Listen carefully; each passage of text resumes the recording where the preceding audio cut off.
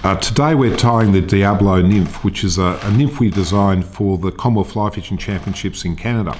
And we were fishing the Diable River and we were looking for something a bit different. It was a sort of tanniny river and very heavily fished. And we came up with this nymph, and it's been very effective over there and back on our rivers here as well. And interesting, the Diable apparently in French, I'm reliably told, means the devil river. And certainly it was a very challenging river, and this river, this nymph, should I say, with its colours, is a bit like the devil too, so it's an appropriate name, we think. Anyway, the hook we're using is the Hanek Jig Superb. This is a great hook in that it's got a really big gape, which means that the bead doesn't obscure the hook point. So there's plenty of hookability, if you like, in this hook, and I use it a lot for most of my jig style nymphs. So this is a number 14, and we're using a 3.5mm slotted bead on this, one of the Hanek beads, in the purple colour.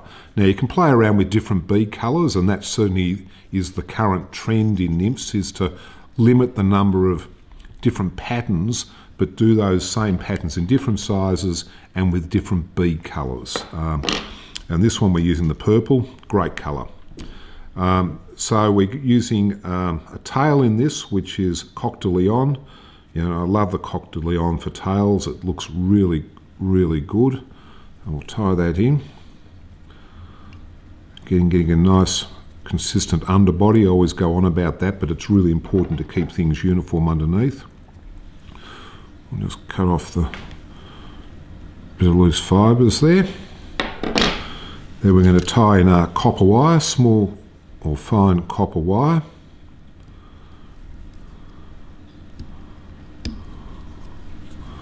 Coming back again, and for this one we're using a claret pheasant tail, so we'll strip off about 5 fibres, pinch that off,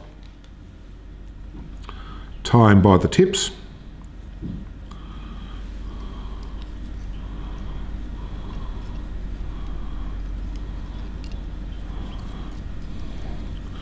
again wind in our pheasant tail here.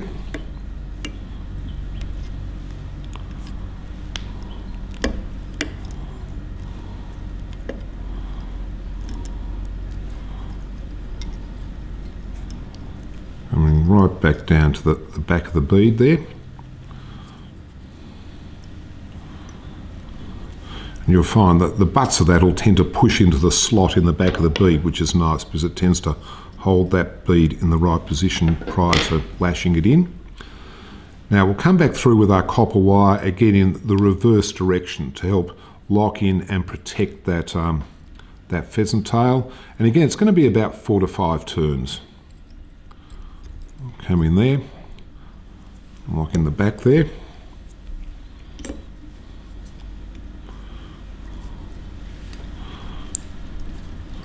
And we can then break off that pheasant, or break off that wire. Now we're getting ready to put in our dubbing loop. So the way you do that is, well, the way I do it, is come down like that, lock in here, and then come in with our dubbing spinner here. This is one of these really whiz-bang ones from Stonefly, and create our loop there. Then we're going to put in a little bit of dubbing. Now this is the Hanek Spectra dub. No, it's not. It's the UV Ice dub. I beg your pardon. UV Ice in number 15. So just a very small amount of that will go into the first bit of our dubbing loop. You can also use in this one the SLF too, the SLF Prisma in black, very similar products. So a lot of different manufacturers have similar products available. And then we're going to put in a dark, or put into our dubbing spinner here, some CDC, some dark CDC. Now this is dark mahogany, but you can use black as well, any of the dark colours. So I'm catching that in my little Pedijar Bulldog clip there. Just capture that in like that. And we're going to cut off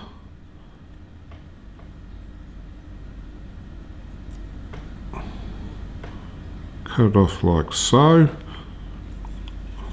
So the quill through the middle we've actually cut out, and then we can introduce that into our dubbing loop as well. Once we've got that in, then we spin it around. I'll spin that around, and that's going to create a little dubbing rope, which we've got both the UV ice and the CDC incorporated into. So that will then go around the back of the Nymph, like so. And come up through it, lock that off.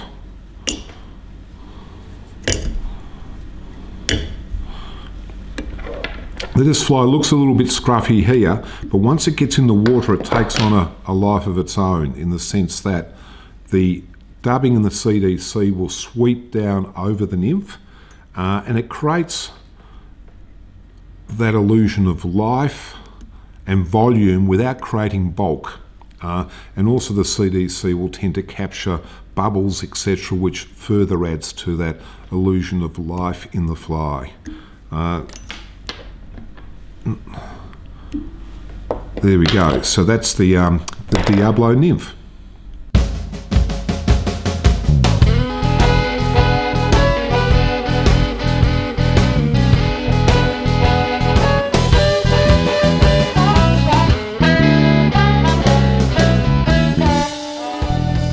This film is brought to you by the Fly Fisher in Melbourne and theflyfisher.com.au, where you'll find everything to tie the Diable Nymph and a whole lot more.